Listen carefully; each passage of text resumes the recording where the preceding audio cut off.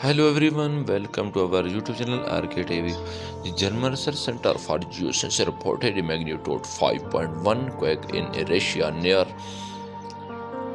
Irkutsk Oblast only 30 minutes ago.